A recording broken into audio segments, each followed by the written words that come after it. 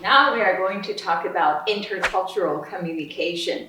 I remember when I went to University of Minnesota as a graduate student, I greeted my advisor the first time when I met him.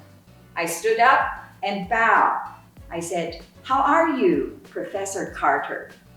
At that moment, Professor Carter said, "Women are not supposed to bow to men." I was thinking, I'm being so polite to you. I actually used the 4 criteria here to represent my culture. Number 1, my ideology. My underlying values are to show politeness to respectable scholars, especially as a young student to a senior professor. Of course, there's nothing else to show how well I appreciate him except by bowing, a genuine bowing. Next, as I was socialized, grew up in a community that value hierarchical relationship. That's also my upbringing. Therefore, that's how I responded by using my culture to speak English. And then I remember later when I went to the PhD program at Cornell, my professor, when I greeted her, I said, "Professor Wall." She said, "Don't call me Professor Wall, call me Lind." Her first name is Linda, but I couldn't even say Linda, let alone Lind. That's too informal, too close, too intimate. For me, that kind of form of discourse is when I address her in such an informal way, that's not part of my genre. I have more formal style, although she wanted a more informal, intimate relationship. And finally, the face systems. This is how I express my politeness by not addressing my professors using their first names. However, that never gave me the opportunity to establish very close relationship with my advisors and my professors when I was in the US. So these 4 elements actually represent culture. When we mean intercultural communication, we use different discourse systems to represent ourselves. The example I just gave, although I speak English, my body language is not English culture. Every culture, not just cultures of countries, but every academic environment also has a culture. And so we're going to talk about the iGEM culture in each of these, starting with ideology. What do we value? Do we value correct English or do we value effective communication? Well, for iGEM, there are 2 shared languages. There's the shared language of English as a lingua franca. There's also the shared language of synthetic biology. It's just assumed that everybody in that conference knows the language, knows how to talk about synthetic biology. And the correctness of the English is not as important as being able to communicate what you have done. So in terms of the iGEM environment, synthetic biology is more important, more valued than English.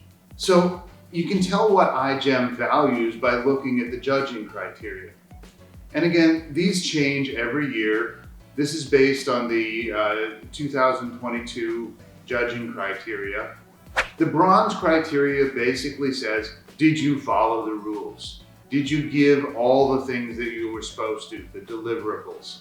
Did you show who helped with your project, the attributions?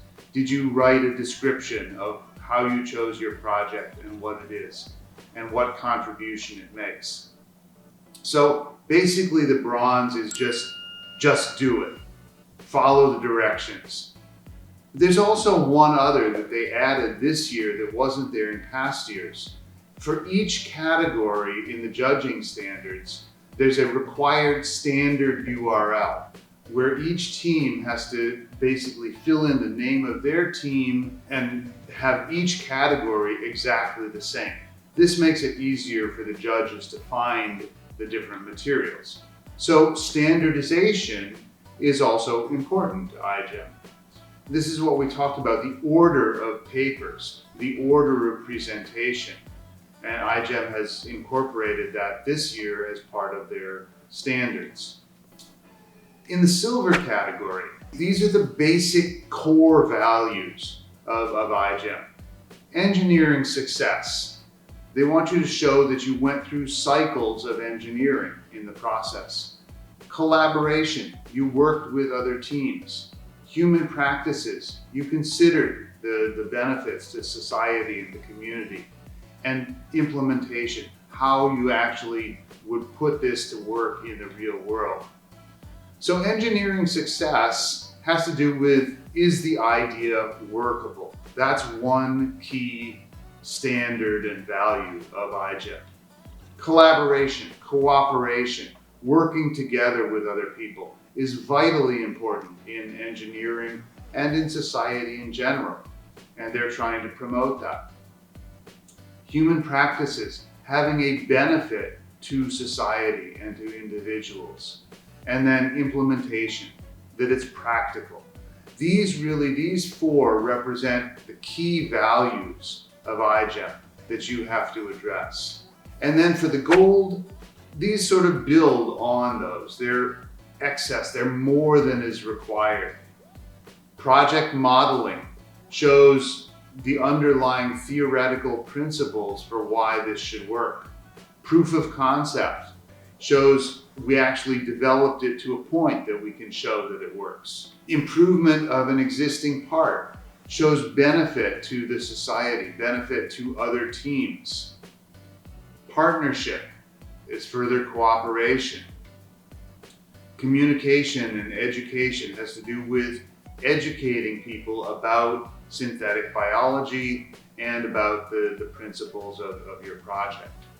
And then integrated human practices, again, deals with cooperation. And this, again, shows workable and cooperation are really the two key values for iGEM and the things that you need to communicate in all of your work. So what does iGEM value? For the project itself, it has to be workable, practical, and beneficial.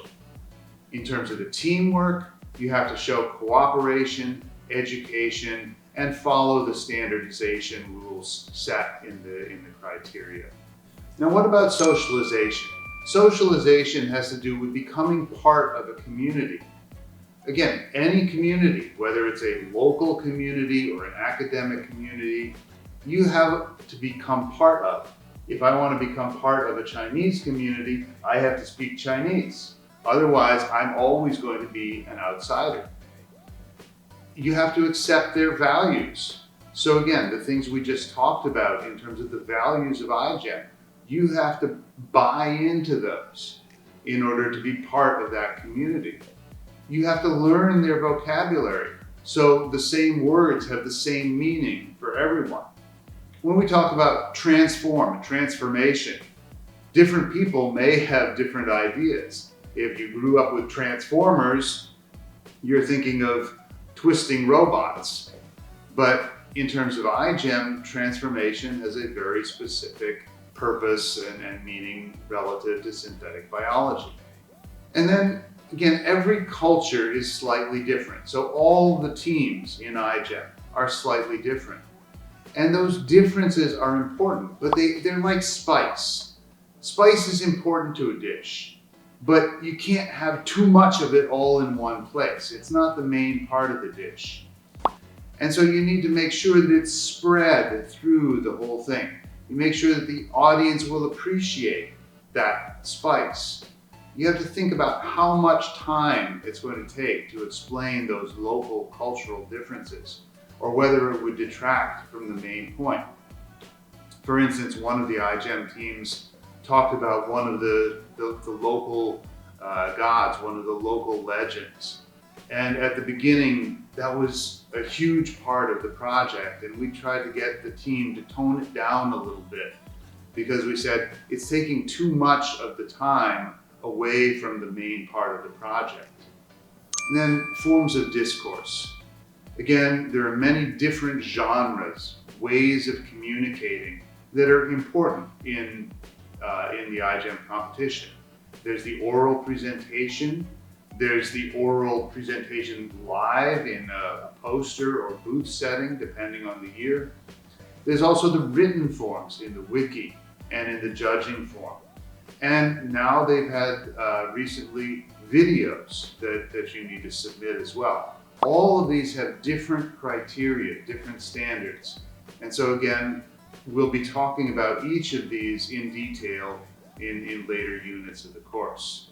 Finally, let's consider this idea of face. Politeness, as we've mentioned, differs in different cultures. And it differs in different kinds of communication, whether it's oral or written. But it's important when you're presenting, when you're responding to questions, when you're sending or responding to email. All of these are cases where politeness and understanding how politeness works in English are vitally important. And again, these are different for every culture, but if we're communicating in English, we need to be aware of how these are viewed in English. So finally, let's use the cooperative principle to capture how we communicate with each other. For example, there are two cartoon characters. The little girl likes that little boy. The little girl asks that boy, "Do you love me?" And the little boy says, "Does the sun rise from the west?" Okay, now let's use this interaction to illustrate what the little boy means. So what do you think the little boy says?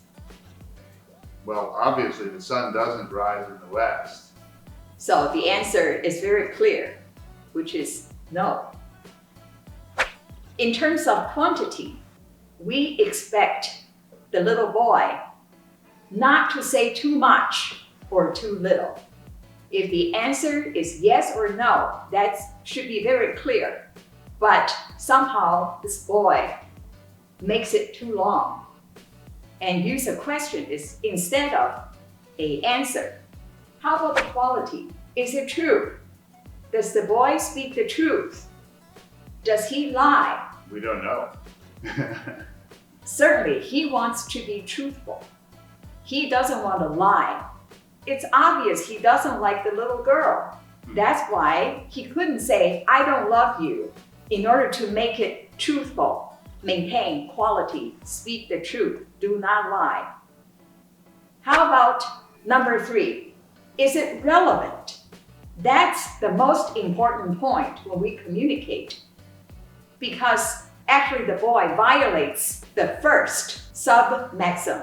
That's why we're trying to look for the relevance. Therefore, you say, okay, the answer is no, because obviously the sun does not rise from the west. By using the principle of relevance, we can interpret the implicature of violation of other maxims.